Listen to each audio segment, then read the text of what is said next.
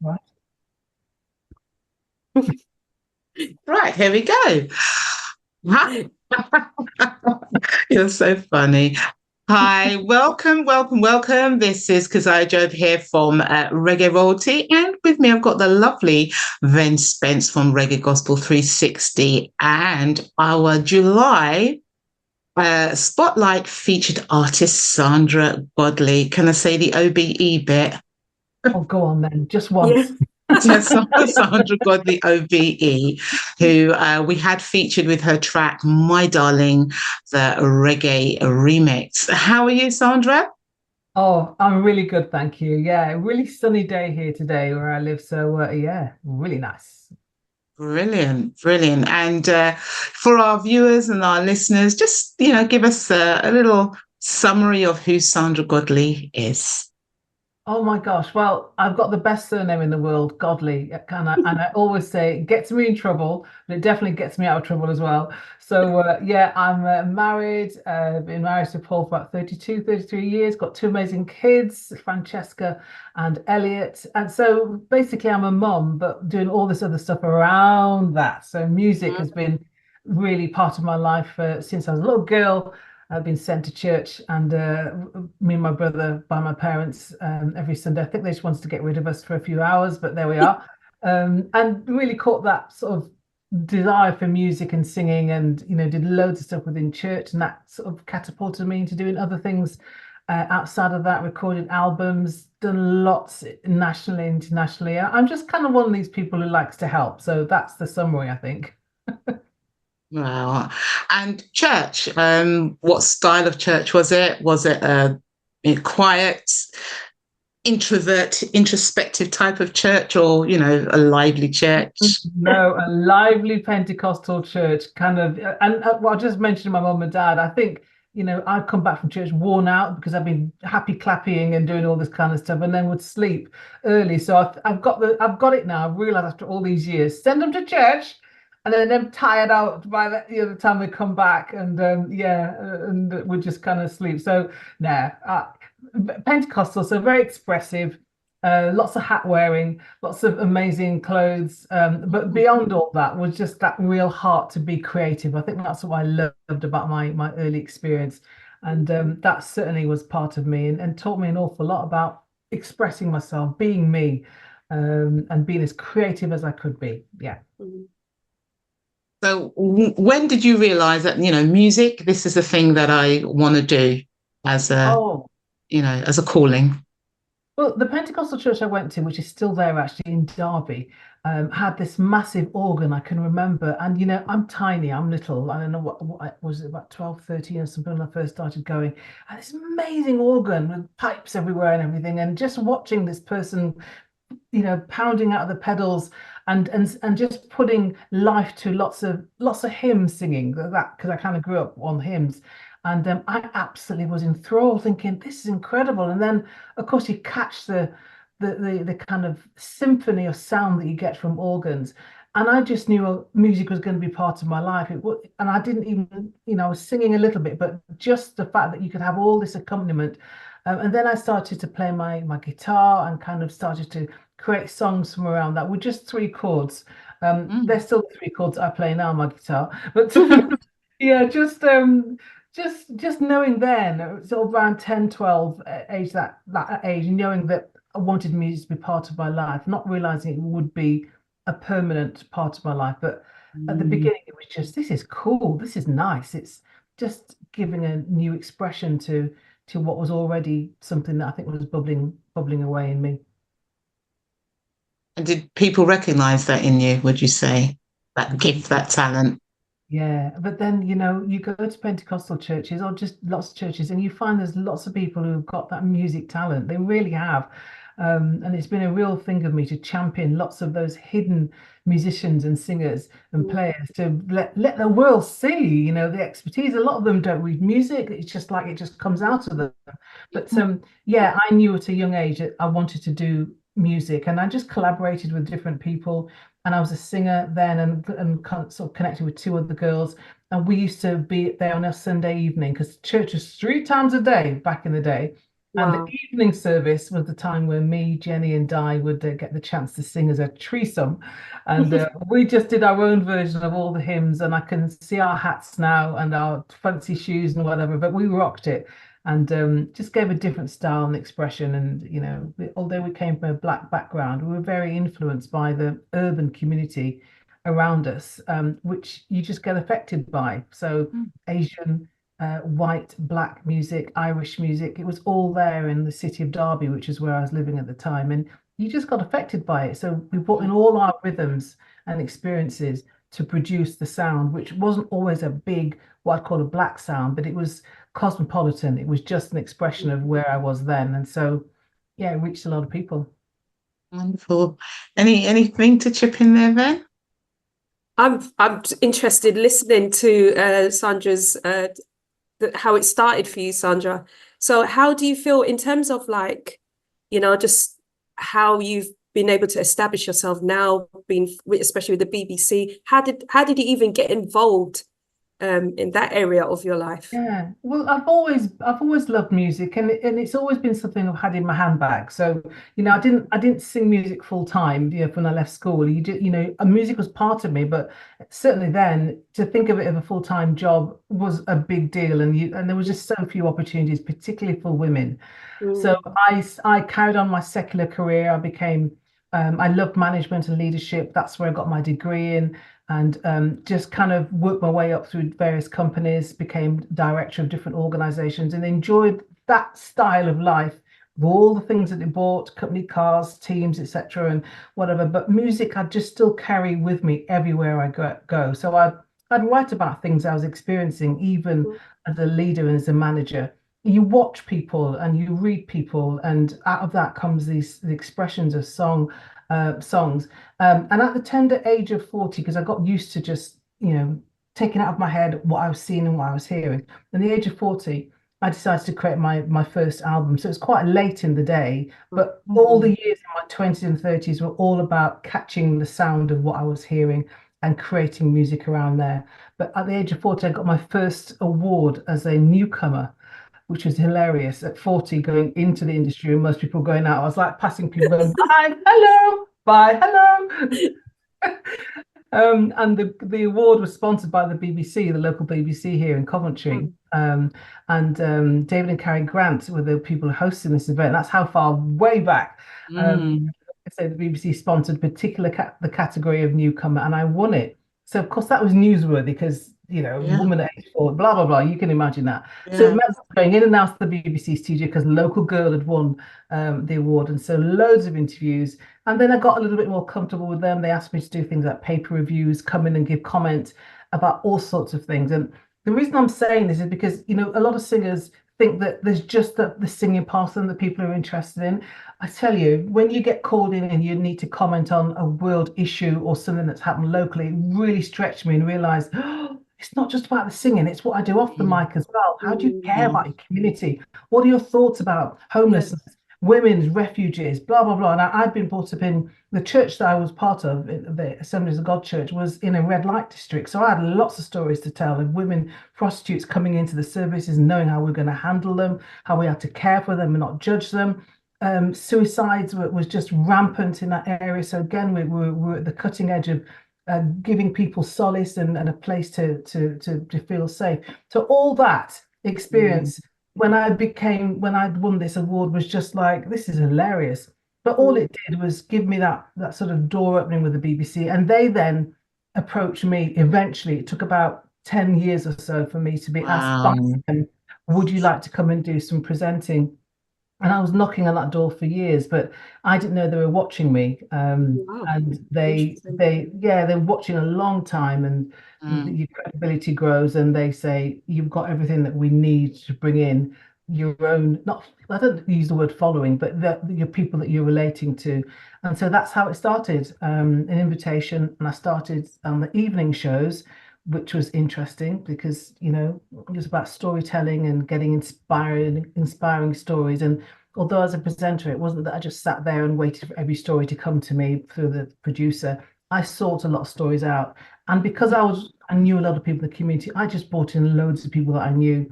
that were telling me their stories. And so the shows were always full with something going on, or some commentary or something that was, you know, doing great things in the community. So yeah, that's kind of how it started. A long journey, and a lot of people think it was easy to get into. It wasn't. I found it really, really a long journey to get in there. But once you're in, you know, you make the most You're of in. it. Right.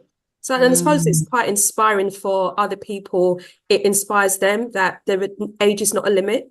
No. Age is definitely not a limit. And, you know, I do a lot of people watching. I think I said that before. So I was looking at who the older presenters were. And you see that depth of experience from these very confident presenters who don't even look as if they're trying. They just learnt their craft so well.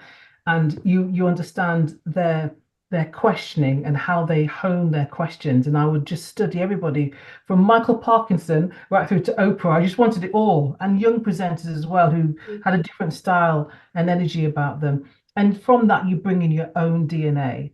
And so I learned my skill my way, still absorbing the just brilliant ways that so many people interviewed, and they're the ones that stand out, not just people who, because I think a lot of people think they can just interview. I think it's, oh, I can do it. But it's great skill and dexterity that you need to know how you're going to get that person to feel comfortable. Because when they're Yes. comfortable, they'll tell you anything, even the stuff that's not scheduled, you know, on your sheet. And so my preparation started before they even got into the studio. You know, talked to them beforehand. I asked them, you know, where can we go with these questions? What don't you want to be asked about? And just get rid of all that ambiguity and just let them know that this is your moment. It's me and you in this space. It's not even telly, so nobody's bothered about what you look like. But Right. Because it's radio, isn't it? radio, yeah. So I always say your story could save somebody's life today. And that would deal with a lot of the fear because a lot of them would be nervous. So yeah. And once people realize, I've got to say this, the interview would change. Yeah.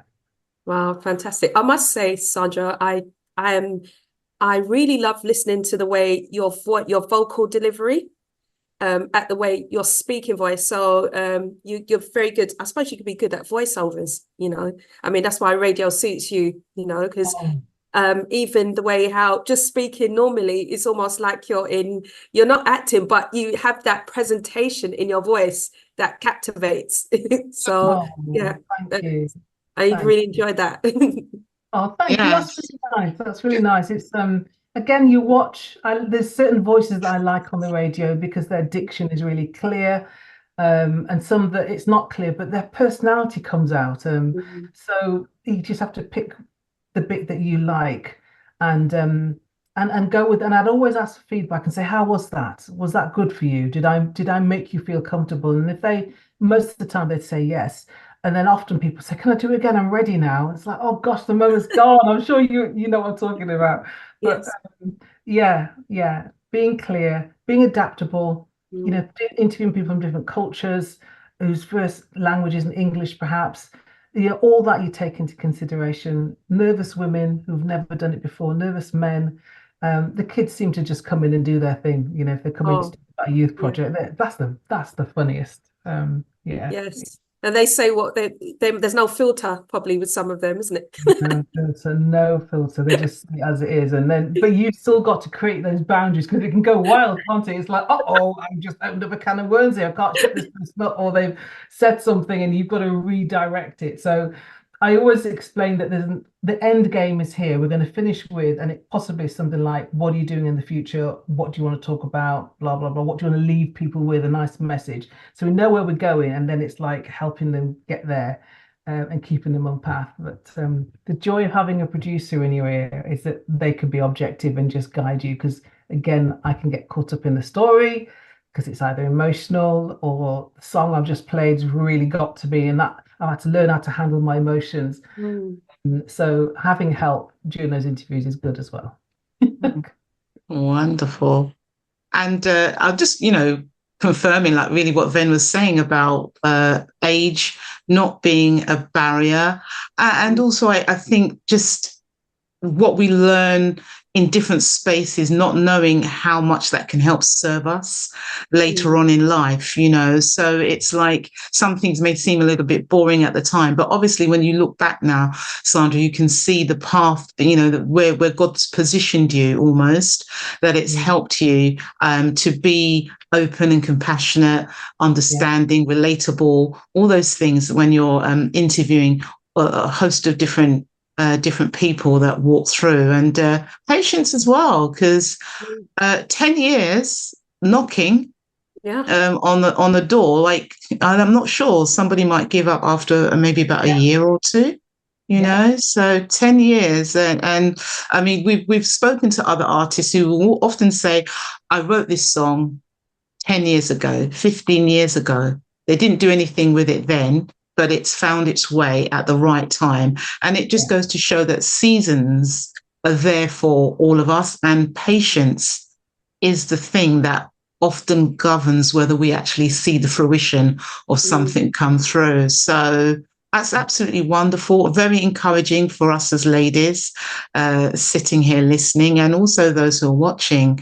I believe they will definitely be encouraged by your story. And you look like you've got quite a few more years to go based on what's happening, what has happened in your life over the last year or so. So share with us all these red carpet events and Kirkseyings and things you've been having to do.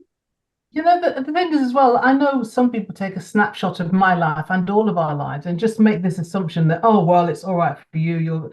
And they forget the sort of journey.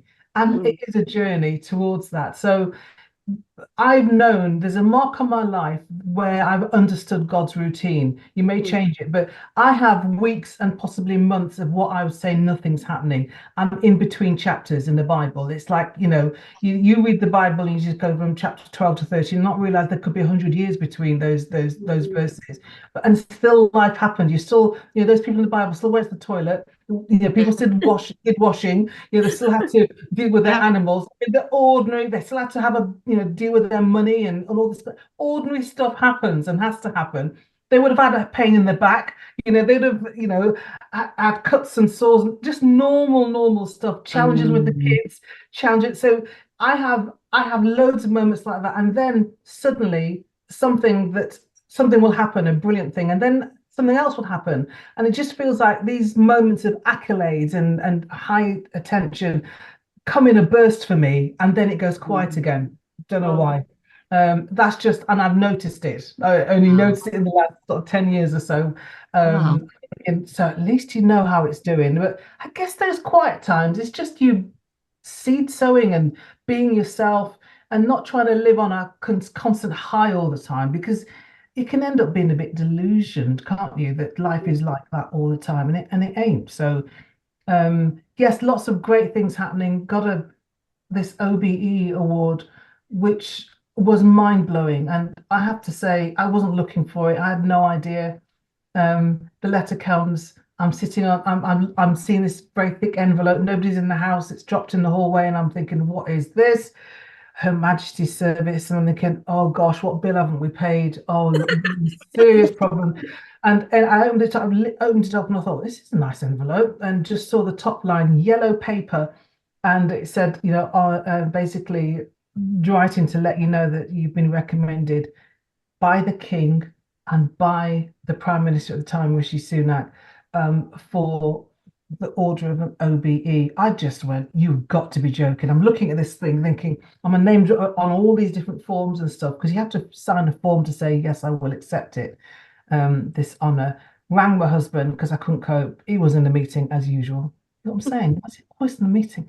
And then I rang my brother. Although you're not supposed to ring anybody, I just knew there's no way I would just die if I didn't tell my brother and my dad and my husband. And he was in and just calmed me down. So I was still a bit bewildered, and I rang Buckingham Palace because I didn't think it was true. I can't believe I did that. Did they answer? Hello, Buckingham. Yeah, there's a hello, Buckingham Palace. I nearly put the phone down. No. You're joking. They've got a phone number. It's in my phone now on speed dial. in this, I don't know what happened to my voice. I'm a singer, so I know how to throw the voice and whatever. Mhm. But mine went up 4 octaves, and I Yeah. couldn't control it. Hello, Godley here. You sent me this letter, and she just was quiet. Let me come out with this gibberish. I don't know what I was doing, but I got to crux of it and said, "I've had this letter. Is it real?" And she just laughed. The woman just laughed, and I thought, "Thank you very much." And so she said, "Let me check on my computer," and I could hear her tapping really loudly. I don't think she was actually doing it for real, but she's trying to create the sound. And she said, "Yes, Mrs. Godley, I can assure you, confirm that you are receiving an OBE." I said, "You're joking." She said, "No, I'm not." I said, "No, you're joking." She said, "No, I'm not joking." So and it'll be announced in the Gazette later today, and the rest is history. But Wow. gosh, I'm still in shock. But I'm getting to the point now where I'm getting excited about it. So there's going to be a lot of shouting. It's taken me a long time to deal with imposter syndrome, Mm. questions Wow. about what to do. Yeah. And then lots of tears. I've been found on the carpet many times, just pounding the carpet, going, "Why, God, what's going on here? And why now?" Stuff. So I'm getting through all that just about and realizing it's for the saving of many, it's for the blessing of many. Pass it on and let everybody else pass on what they've got. I don't Yes. look for it, but if it comes, use it. Yeah. Yes. Yeah.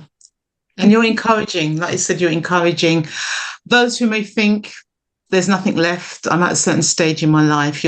God's using you to show others, no, there's no retirement when it comes to, doing things that glorifies me and cares for other people. So that's absolutely wonderful. So let's move on to the song that's brought you Mm, here with us, My Yes. Darling, the reggae yeah. remix. Yeah. Unfold. Well, sadly, during COVID, I lost my aunt, as did so many people losing their relatives. And like so many other people, wasn't able to say goodbye to my aunt Monica. And I often say to people, imagine those though that got the chance to say goodbye via an iPad. Even that's just a bit bizarre, but we weren't there.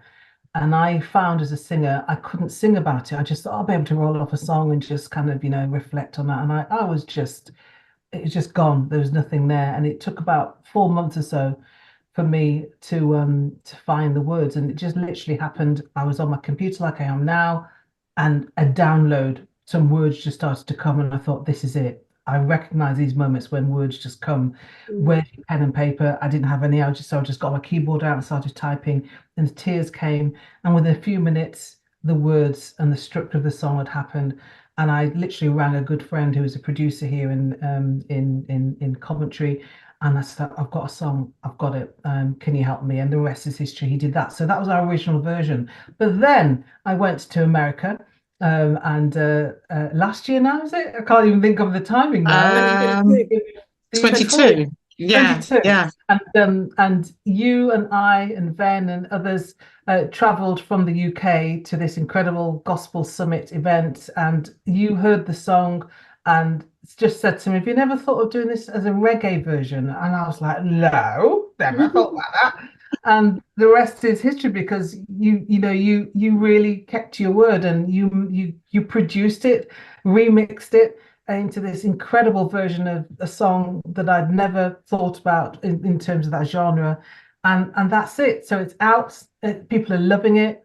I don't think people expected me to do a reggae song, so there's still a bit of convincing for people thinking, "Oh," but it's so beautifully done by you. It's just incredible. Yeah, and that's it. Loving it. I don't know. Wow. I mean, lyrically, again, lyrics are important to us. And the thing with that song is the way that you wrote it. In my mind, I felt that if a reggae artist who normally sings reggae would write a song about loss, they wouldn't necessarily structure it the way that you had structured your song. People write from different spaces, and there are nuances with that. So for me, when I heard it, I thought, you know what? If it's played in a reggae space, it's probably going to hit them a little bit differently lyrically because it's written in a different way. And that's what touched me when we first heard it in Seattle. And it made me sit up because I would never think about, oh, even hiding, in my corner, the pain still, it was just so poetically beautiful. And it explained me really to the core, because I had gone through grief as well, as I had explained to you. And yeah, it didn't take much convincing for me to want to work on it when we got back to London. So thank you for blessing us in this space with the lyrics of that song, because I think it does minister to a lot of people when they sit and think about it. Yeah, definitely. And it feels like it's got a long life. So I don't feel like I'm in a rush. I'm not even aiming to the thing is with the song and music thing as an artist, you kind of think, oh, I want it to be number one in all these different charts. I want it to whatever. I just see this as something that's going to be very organic. And like you're just saying, as people allow themselves to reflect on grief in a different way, I see the song serving people when they need it. So it will read the mood of how people are feeling at that time. And there are moments in our calendar where we think about COVID and what happened and stuff, or there are moments when there's great grief in the country, and I'm thinking, yeah, this is the kind of song which I feel I want to help people with. And having you on board doing that has just been absolutely, you've done this so beautifully. It's reggae that is broad reggae. I can't think of another way of saying this. So I could play this to any culture.